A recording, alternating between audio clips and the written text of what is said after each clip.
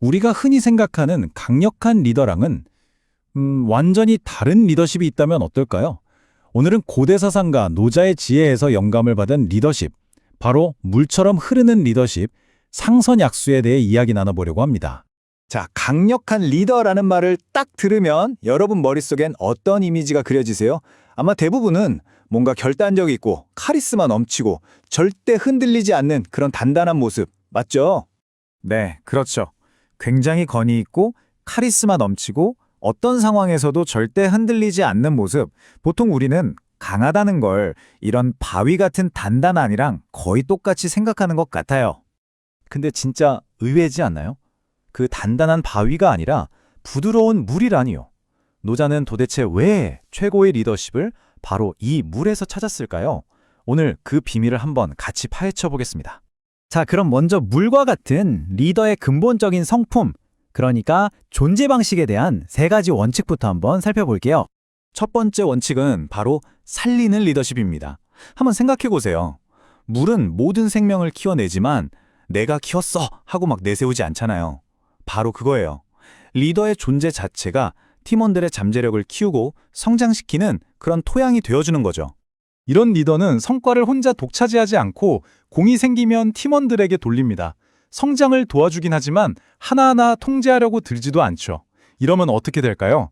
팀원들이 알아서 움직이면서 잠재력을 막 터트리는 거예요. 리더의 존재 자체가 조직의 생명력을 불어넣는 거죠. 두 번째 원칙은 부쟁, 그러니까 다투지 않는 리더십입니다. 이게 그냥 갈등을 피하는 소극적인 태도라고 생각하시면 안 돼요.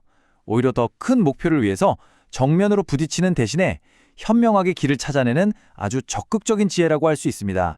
이 두 리더십의 차이가 여기서 확 드러나죠?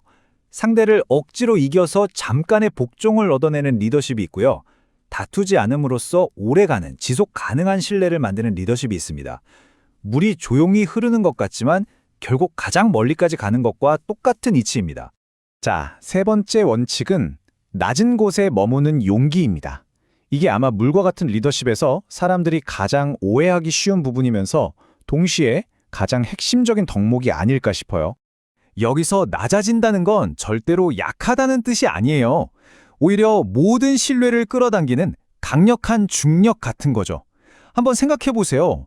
바다가 어떻게 그 모든 강물을 다 품을 수 있을까요? 스스로 가장 낮은 곳에 기꺼이 머물기 때문이잖아요. 자, 지금까지는 리더의 존재 방식에 대해 이야기했죠? 이제는 실제 행동 방식으로 한번 넘어가 볼게요. 이 물의 비유를 우리가 어떻게 실천할 수 있을까요? 네 번째 원칙은 방향을 잃지 않는 유연함입니다. 물은 네모난 그릇에 넣으면 네모가 되고 동그란 그릇에 담으면 동그랗게 되죠. 하지만 아래로 그리고 앞으로 흐른다는 본질은 절대 변하지 않아요. 리더도 마찬가지입니다. 전술은 유연하게 바꾸더라도 우리 조직의 핵심 가치나 목적이라는 방향만큼은 굳건히 지켜야 한다는 거죠. 여기서 진짜 중요한 건 이 유연함이 결코 줏대 없는 거랑은 다르다는 거예요. 고집은 조직을 딱딱하게 굳게 만들지만 뚜렷한 목적을 가진 유연함은 상황과 사람에 맞춰서 조직을 살아 움직이게 만듭니다. 다섯 번째 원칙은 바로 흐름을 만드는 겁니다. 고인물은 썩는다는 말 다들 아시죠? 조직도 마찬가지예요. 소통이나 정보, 새로운 도전이 딱 멈추는 순간 활력을 잃고 병들기 시작합니다. 그래서 리더의 중요한 역할이 뭐냐? 바로 이 세 가지 흐름을 만들어내는 거예요. 새로운 걸 끊임없이 배우고, 학습, 그걸 투명하게 서로 나누고, 공유, 나눈 걸 바로 행동으로 옮기는 실행, 이 선순환, 이게 바로 조직을 썩지 않고 계속 흐르게 만드는 비결인 거죠. 이제 마지막 여섯 번째 원칙인데요. 바로 자기 자신을 다스리는 리더십입니다. 어쩌면 이게 가장 어려우면서도 가장 근본적인 원칙일지도 모르겠네요. 이 비유가 정말 단순한데 깊은 통찰을 주지 않나요? 리더의 마음속에 불안이나 두려움 같은 게 생길 때 그걸 억지로 없애려고 싸우는 게 아니에요. 그냥 강물에 있는 장애물처럼 여기고 그것과 함께 흘러가는 거죠. 이렇게 자기 마음과 다투지 않는 리더만이 팀원들에게 진짜 심리적인 안정감을 줄 수 있습니다. 자, 지금까지 살펴본 원칙들을 한번 싹 종합해 볼까요? 이 리더십이 궁극적으로 가고자 하는 곳은 과연 어디일까요? 바로 이겁니다. 이게 상선약수 리더십을 딱 한 문장으로 압축한 정의예요. 사람을 살리고 공을 다투지 않으며 낮은 자리에서 흐름을 만들고 끝까지 가는 리더십. 와, 정말 강력하지 않나요? 이게 바로 물과 같은 리더가 가진 진짜 힘입니다. 기존의 카리스마 넘치는 리더십과 비교해보면 그 차이가 더 분명해집니다. 카리스마 리더십은 속도는 빠를지 몰라도 부서지기 쉽고요. 시끄럽고 요란하지만 순간적이죠.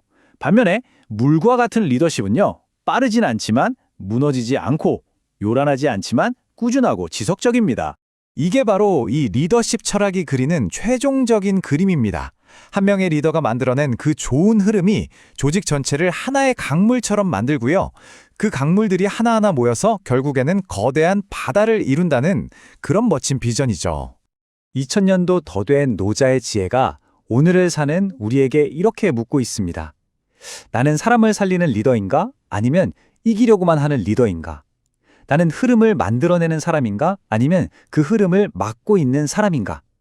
오늘 이 질문들을 통해서 여러분 각자의 리더십을 한번 되돌아보는 계기가 되었으면 좋겠습니다. 함께 해주셔서 감사합니다.